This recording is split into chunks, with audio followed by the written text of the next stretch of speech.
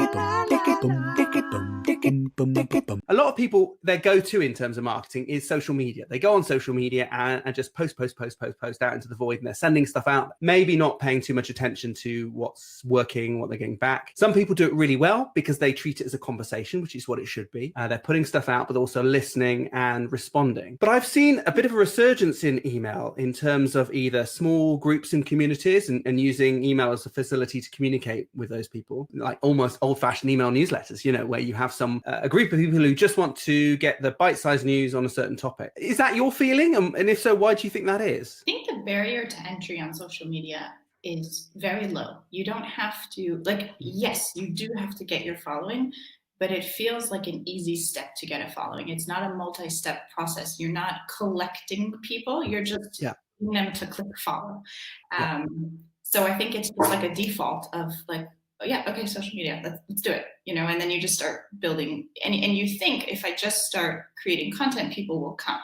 Whereas with email, you can't just create content. You have to build the list first or together or that kind of thing.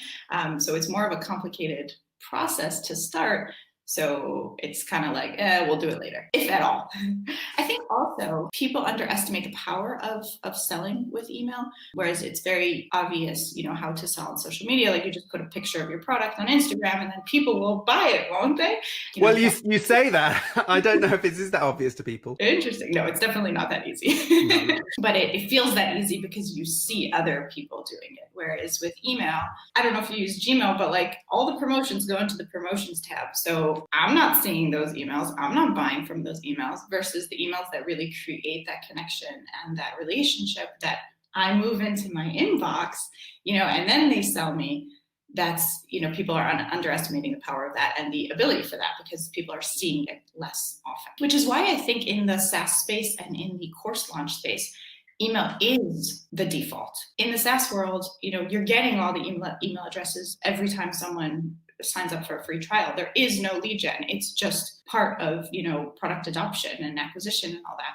And then in terms of course launches, it's just so prevalent, everybody knows, you got to do it from your list. It's all about the list. So I think in those industries, it is more accepted. And in the other industries, it's more, it's another step I have to do. I'm not sure if I want to do it. Will it be successful? All that kind of stuff. Have you got any, you talk about collecting lists and building lists and actually your observation on that it's just easier to jump in with social media. I haven't quite thought of it like that, but absolutely it's true because it's there. People use it personally. They're just moving from one place to another very easily. They're not having to build a list and manage everything, not having to use a separate app. So with that in mind, do you have any ideas about how people could start collecting a list? If they're starting from nothing or they've just got maybe a few customers who they regularly work with, how can they start building that up in the right way so that they're going to have, they'll be able to have those meaningful conversations later? First step, everybody always says, is create a lead magnet. You want to give something to people for signing up. On the other hand, if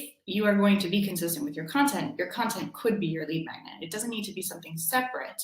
It could be something that is, so the second thing, I'll get to the story in a second. The second thing is that you can be using social media to drive people to your email list or to your lead magnet, all that kind of thing. So I put out this little experiment test on LinkedIn. I just I think it was a 2-post thing where I was talking about how I'm going to email my list about some cold email tactics, or maybe I'm going to put out a blog post of cold email tactics, if you want to get on the list. And I actually got a very surprisingly decent amount of subscribers from that.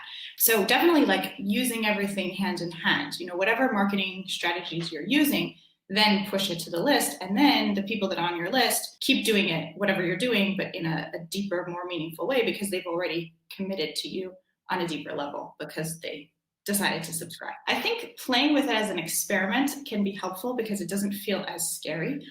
When I first started my list, I was like, hey, why not? Let me try it. And I was surprised, okay, that's how, it actually works. I thought, you have to be this big company to start and all this kind of stuff. And, you have to have a lot of content and everything. And it was really just I want to just experiment and try this. And seeing how it happens, if you put in decent effort to create good content that people want, they'll come to you. So, and then also doing things like, guest posts and guest webinars and stuff like that. Obviously, borrowing traffic from other people can be helpful too. Yeah, I mean, that's a good idea, actually, the getting in other people's networks, because I mean, you might work hard to build yours, but if you haven't got many people coming to your website or many people following you on social media, it might be a bit slow to do that. But if you can go out and do what you're doing now, guest on a podcast, or put a blog article somewhere, then there's going to be a trickle of people who are going to flow through that way. And that, I think it's something I don't do enough. I need to do more of that. Cool. I don't know why. Because there's so much to do. There is so many things, and it's like, where do I start? When do I start? Why do I start? If you found this podcast interesting, then you might like my marketing club. You can join for free to receive regular tips and advice so you can become more effective in marketing your business.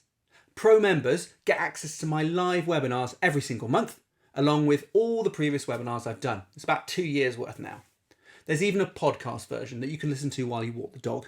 You can find out more by visiting ratherinventive.com/club. That's ratherinventive.com/club. Bye for now.